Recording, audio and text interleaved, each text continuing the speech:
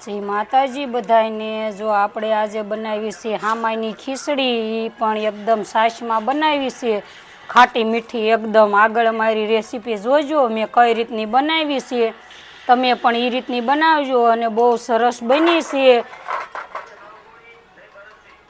જો આજે આપણે હામાની ખીચડી બનાવવાની છે, અને હામો પણ કહેવાય અને મોરૈયો હોતન કહેવાય। એટલે જો એ આ રીતનો દાણાવાળો આવે સરસ, અને આ ઉપવાસવાળાને હાલે, અને આની ખાટી મીઠી મસ્તીની ખીચડી આપણે બનાવવાની છે। આ એનો મસાલો તૈયાર કરેલો છે, આ છે બટેકા સુધારેલા, આ છે ટમેટા, આ છે મરચાં, અને આ છે કોથમરી। હવે આપણે તેલ પણ મૂકી દીધું છે સરસ મજાનું। તેલ આપણું આવવા માંડ્યું છે, આપણે એમાં નાખી દીધી રાઈ ફૂટે એટલે આપણે જીરું નાખવાનું છે, અને આની અસલ ખાટી મીઠી ખીચડી થાય અને એકદમ સરસ બને, ખાવામાં પણ મીઠી લાગે એકદમ, અને આ ઉપવાસવાળાને હાલે।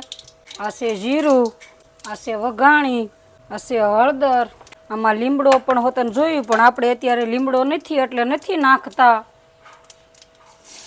આ છે બટેકા સુધારેલા, આપણે એમાં પહેલાં નાખી દેવાના છે। બટેકા આપણે જો આ રીતના તેલમાં મિક્સ કરી આપણે એમાં સ્વાદ પ્રમાણે મીઠું નાખી દેવાનું છે, એટલે આપણા બટેકા જલ્દી સડી જાય।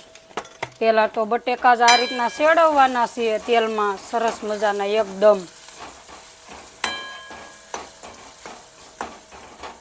જો આપણે બટેકા સરસ મજાના સડી ગયા છે, કલર પણ એનો સરસ બદલી ગયો છે, આપણે એમાં નાખી દેવાના છે મરચાં સુધારેલા, અને આ ટમેટા આપણે એ રીતનું એમાં નાખીને અને મિક્સ કરી વાળવાનું છે એને પણ તેલમાં। જો આ રીતનું આપણો મસાલો આ સડે ત્યાં લગનમાં આપણે હામો ધોઈને તૈયાર કરી લેવાનો છે।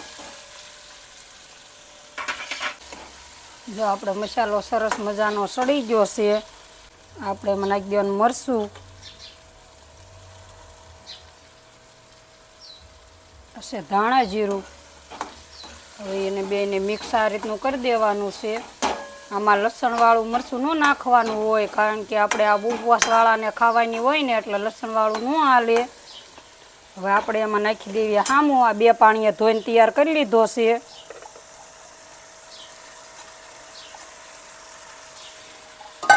જો આ રીતનું હામું નાખી દેવાનું, હામાને જો આ રીતનું મિક્સ કરી દેવાનો છે, અને આ ખાટી મીઠી ખીચડી બહુ સરસ બને છે।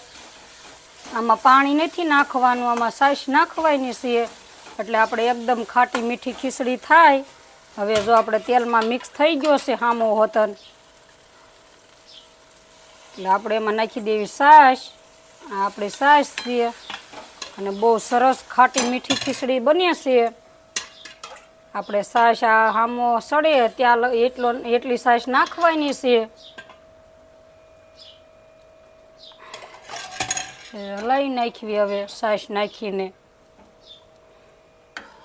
હજી એવું લાગે થોડીક નાખવી પડશે, કારણ કે આ પછી તરત ઘાટું થઈ જાય એકદમ। જો આપણે આમાં છાશ નાખી દીધી છે એકદમ સરસ, હવે આ છાશને આપણે ઉકળવા દેવાની છે, એટલે આપણે ખીચડી સરસ મજાની સડી જાય। આપણે 2 મિનિટ માટે એને ઢાંકી દેવાની સારી, એટલે આપણી ખીચડી સરસ સડી જાય, અને આ ખાટી મીઠી ખીચડી સરસ મજાની બને। આપણે ઉકળવા મૂક્યું હતું એ સરસ મજાનું ઉકળીને તૈયાર થઈને આ રીતની જો ખીચડી પણ સરસ થઈ ગઈ છે, અને હામો આપણો સડી ગયો છે એકદમ સરસ, અને આપણે હામાની ખીચડી બનીને તૈયાર થઈ ગઈ છે। આને ખાટી મીઠી ખીચડી કહેવાય હામાની। લાઈક કરી દીજો, શેર કરી દીજો, અને સબસ્ક્રાઈબ કરી દીજો। હવે આપણે નાખી દેવી એમાં કોથમરી, આ છે આપણે કોથમરી, અને બહુ મસ્ત બની છે આપણે હામાની ખીચડી।